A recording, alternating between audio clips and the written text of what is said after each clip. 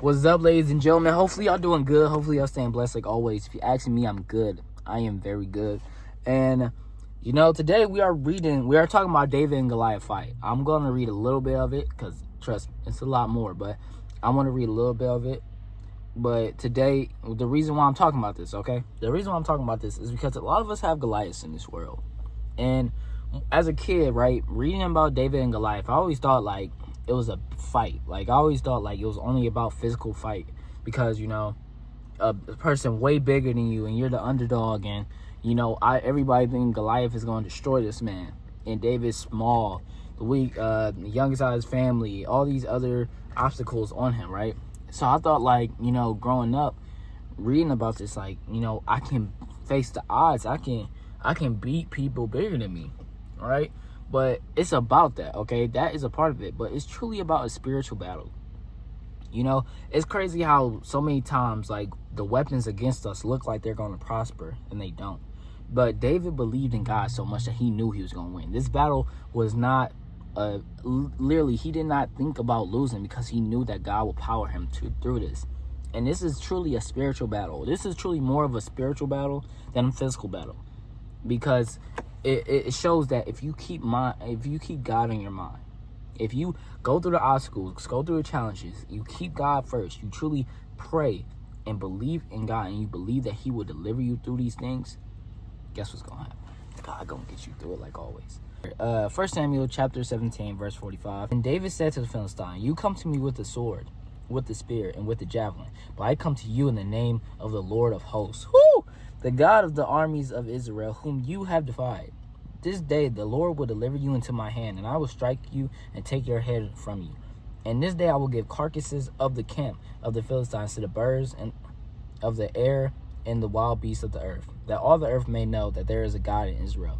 Then this assembly shall know that the Lord does not save with sword and spear, for the battle is the Lord's, and he will give you into our hands." The battle is the Lord's. This is God's battle, right? God's battle. But he using David to fight it. So, all right. So it was when the Philistine arose and came and drew near to meet David, that David hurried and ran toward the army to meet the Philistine. Then David put his hand in his bag and took out a stone, and he slung it and struck the Philistine in his forehead, so that the stone sank into his forehead, and he fell on his face to the earth. So David prevailed over the Philistine with the sling and the stone, and struck the Philistine and killed him. But there was no sword in the hand of David. Therefore David ran and stood over the Philistine, took his sword and drew it out of his sheath, and killed him and cut off his head with it. Took the man's sword, right? Said, give me that. Like they used to. I ain't gonna lie, man. Old Testament, man, them boys used to go crazy. All right. And when the Philistines saw that their champion was dead, they fled. Now the men of Israel and Judah arose and shouted and pursued the Philistines as far as the entrance of the valley, and to the gates of Ekron. And the wounded of the Philistines fell along the road to Shamraim. I don't know how you say that, y'all. Even as far as Gath and Ekron. Then the children of Israel returned from chasing the Philistines, and they plundered their tents. And David took the head of the Philistine and brought it to Jerusalem. But he put his armor in his tent. When Saul saw David going out against the Philistine, he said to Abner, the commander of the army, "Abner, whose son is this youth?" And Abner said, "As your souls live, O king, I do not know."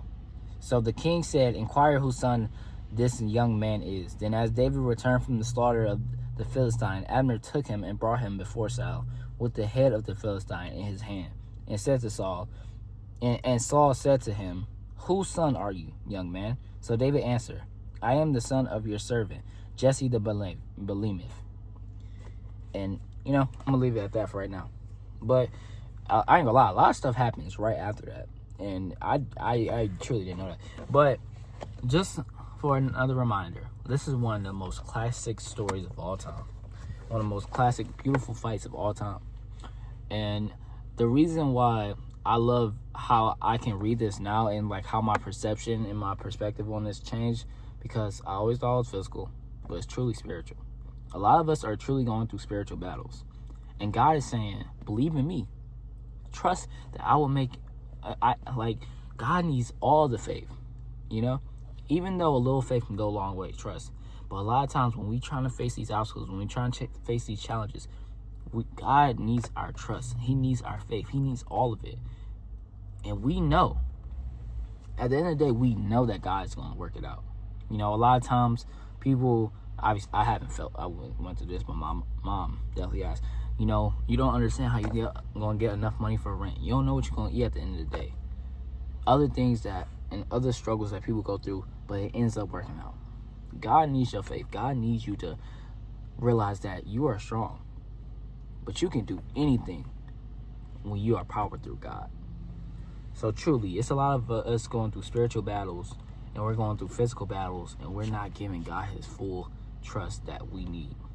You know, we need to give him the trust that we have, and we need to give him all of it. So ladies and gentlemen, I truly say today, if you going through something, no matter what it is, if you're going through something, you're going through pain, you're going through a fight, you know, something big is coming up in your life, trust in the Lord, because he'll get you through it. He got David through Goliath. And there are so many other examples in the Bible, and that's why y'all should read the Bible. And I truly love this story. And it's so much more to this before that. I just kind of cut it down because I don't want to yap for too long. But truly, ladies and gentlemen, if y'all going through something, trust in God. Understand that God will get you through it. Keep praying. Keep your hope up. Stay in the Word. And no matter what, keep God first. Ladies and gentlemen, I will see y'all later. Hopefully y'all enjoyed that. Let me know if y'all got any advice, any tips, anything. And trust, I read the comments. Trust, I read the comments because I love y'all. And I will see y'all later. Peace.